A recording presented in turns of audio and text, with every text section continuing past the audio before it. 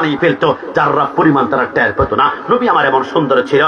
যুবক, তোমাদের আউশকান্দি কুর্সি সাতটা কারণে এমন কোন বাবারে বেটা সুপারস্টার কি আছে যে মৃত্যুবরণ করার 1 বছর পরে কেউ বলছে সুপারস্টারকে কেন গালি দিয়েছ, আজকে আন্দোলন হবে? এমন কোন সুপারস্টার দুনিয়াতে পয়দাই হয় নাই। কিন্তু আমার নবী এমন একজন সুপারস্টার। 1450 বছর আগে নবী পর্দা গমন করেছে। এখনো নবীকে সাংবাদিক বললে আমাদের রক্ত আগুন ধরে যায়। নবীকে কাওয়ায় রাখাল বললে আমরা বরদাস্ত করতে পারি না। নবীকে নিরক্ষর সিক্স প্যাক বললে আমরা চিৎকার করে উঠি। আমরা বলি প্রয়োজনে আমরা আউশকান্দি রাজপথে আমরা অবরোধ করব, বিক্ষোভ হবে, আন্দোলন হবে, পুলিশ আসবে, আসার পরে রাবার বুলেট মারবে, কাদান গ্যাস মারবে, 147 গুলি মারবে। মনে রাখবা, সুন্নিদের কলিজা কত বিক্ষত হবে, কিন্তু এই কলিজা থেকে ইয়া রাসূলুল্লাহ আওয়াজ কোন বাপের বেটা বন্ধ করতে পারবে না।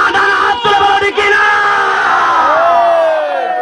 ভালো যদি বাঁচতে হয়, জবান খুলে ভালো যদি বাঁচতে হয়, তাহলে আমি জানি তুই বলবি যে হুজুর আমি যাকে ভালোবাসি তার চেহারা বড্ড সুন্দর দেখি। নবীর চেহারা মোবারক কেমন ছিল বলেন? যদি প্রেম কানেকশন লেগে যাও, নবীর জন্য জীবন দিয়ে ফেলবো।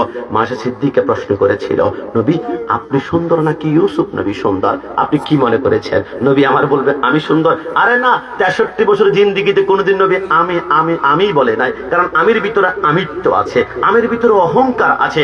যদি আমাদের কারণে অনেকে আছে আমি চেয়ারম্যান, আমি মেম্বার, চিনাস কথা বলিস না, 14 শীতের ভিতরে ঢুকাই বলবো অনেক নেতা পাওয়া যায়। কিন্তু ফজর নামাজ পড়তে পড়তে কপালে দাগ ফেলবেন অহংকার রেখে, ওই সেইটা কোনো জাররা পরিমাণ কবুল হবে না। কোন একজন পাকিস্তানি শায়ের বলেছেন, बकरी कहे मैं तो छुरी के नीचे आए, मैं ना कहे मैं ना तो सबके दिल की उठाए। बकरी माने হচ্ছে ছাগল, ছাগল কি বলে?